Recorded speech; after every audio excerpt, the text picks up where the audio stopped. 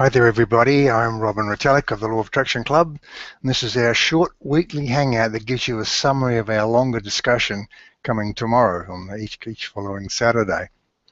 We invite you to come along and bring your questions to the longer session.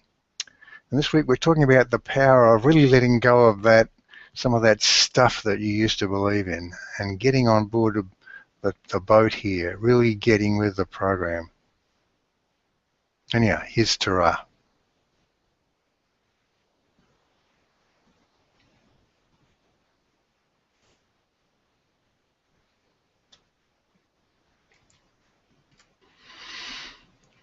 You can choose the lie you want or the life you want. You can't have both. We're going to make the case here for choosing life and give you some new rules to follow as you set out on that path. To begin, we'll look with you at the assumptions that consciously or unconsciously underlie all of your thinking, the mostly unspoken beliefs that are the foundation on which you have built your particular story. Then, if you're still with us, we'll work our way backwards from those fundamentals and give you 3 ways of approaching life that will support you on your journey. So what for you is true about you and your world? What is undeniable? What is as plain as the nose on your face? What are the obvious common sense facts that no reasonable person would ever question? Well, the answer to these, of course, will be personal to you. There are those of you who choose to take the world at face value, as a physical-only place where all questions must have a physical-only answer. The big assumption here is that if anything non-physical existed, you would be able, by physical experiment, to verify and measure it. The scientific method is the absolute bedrock on which all of your reasoning is based. And we would add, even though the new science of the day is questioning the very idea of physicalness, wondering what time really is, and still trying to explain this pesky thing called consciousness, which affects physical things. If that is you, then your undeniably common sense, self-evident answers to those questions above are that you live on planet Earth, in one galaxy of many, formed perhaps from a big bang. Sustainable life is the result of a physical accident finding this particular planet where conditions by chance allowed it to evolve into higher forms. You are one of those, a human being born of certain parents on a certain day and time in a certain place in a certain country. You grew up, and you will grow old and physically degenerate until you die, when you and your consciousness will cease to exist. That is your story. Then there are those of you who believe in duality. You accept the reality of your physicality, and your answers are similar to those above, with the exception that you believe there is some part of you that is non-physical and therefore survives your death. You may believe there's an all-powerful God who had a hand in the creation of life and the physical world, who has a particular purpose for your life and whose judgment of your worthiness affects your afterlife. Your story is a hybrid of physical reality fitting within the context of the spiritual aspects. Some of you in duality mode also believe somewhat in the law of attraction, that you can influence your future by how you focus your thoughts. Well, the law of attraction is very absolute in that it says you can have, be, or do anything, and there is nothing you cannot change. So if you can have your world be any way you want it to be, and you can, and that other person can have it be what they want, and they can also, then you cannot be sharing the same world. So if you see yourself in one world shared by everybody, you have an immediate problem, which usually gets resolved by watering down the law of attraction until it means not much of anything. Here's the absolute truth about all of you. You are a non-physical consciousness.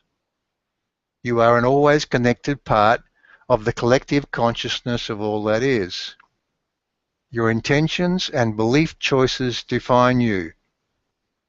As you make new choices, a new story, you morph into a new version of you. And a new matching version of everything and everyone instantly wraps itself around you. That's what you describe as the law of attraction at work. You're attracting, moment by moment, a version of a physical you, a physical world, and a non-physical world, all of which are a match to your story. The experience is real, but the story is a work of fiction. Everything is an inside job. And then there are those of you who are starting to get it. You start to relinquish your traditional beliefs about the nature of physicalness, and you get that it's possible to step into a new future you. But for many, it's hard to shake some of the remnants of that former belief system. For example, solidarity of your past. You still see yourself essentially as that same human born of certain parents on a certain day and time in a certain place in a certain country. And that's okay. There are no right or wrong stories. There is just your story. You can play this game any way that you want to, in different versions of you, all equally valid and real. You are making an infinity of different choices. But for this version of you, since you are asking us how to create more of what you want, we say it helps if you allow your creation tapestry to continue its evolution by letting go of some of those remnants. For example, once again, if you are creating the illusion that is your world by your thoughts, can you see that your past is as variable as your future? Memory is just another word for imagination. We know that this may be a big leap for you. Just start to get used to the idea of it. Let it be within you for a while and it will become part of you. How does this help? Because you've been locked into the concept that your past determines your present and, to a large extent, your future. You know still that what you did 10 years ago and 10 months ago and 10 days ago and 10 minutes ago has led you inexorably to your here and now. Well, if you understand the absolute truth about you we described above, you have to see that this is arrant nonsense. Deny it, deny it, deny it. It's as plain as the nose on your face that you are hanging on to lies about who you are. It's time to rethink. You can choose the lie you want, or you can choose the life you want. You can't do both. We encourage you to choose the life you want and all of its delicious possibilities. Here are the three biggies we would suggest are things you should focus on as you step in this new direction. 1. Let go of that fake reality. Loosen the death grip with which you are holding on to your now world. Spend more time in the stands watching even as you play the game in the field. Daydream more about what you want to be and do and have. And as you do that, you'll identify more and more with that new equally valid version of your world. And let go of that past of yours. Start to get inside you that it does not exist and never did. Try playing with a new past, one that more logically leads to that new, different version of you and your world.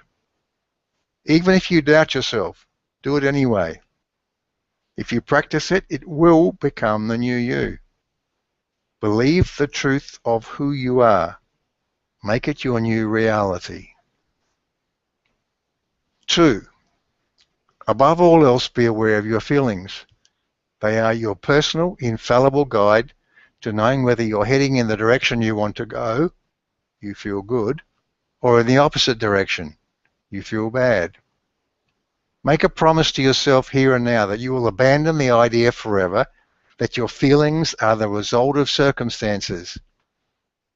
There is no possible circumstance that has any innate power to dictate your feelings.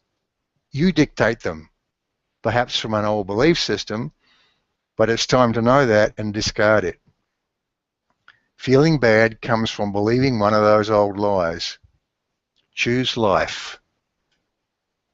And 3, appreciate everything. Catch yourself as often as you can and just go on a rampage about ordinary things and extraordinary things, about mundane things and special things, about present things, about your new past things, and of course, your new future things. Appreciation is the slippery slope to feeling good in the best possible way. Knowing who you are but hanging on to those old beliefs is like having one foot on the dock and one foot in the boat as the two start to drift apart. It is not a comfortable place to be. Jump into the boat.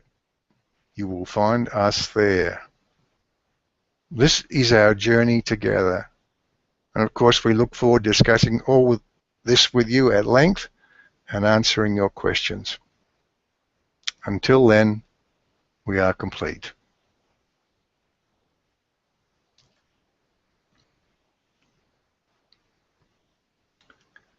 So, join us on Saturday, tomorrow.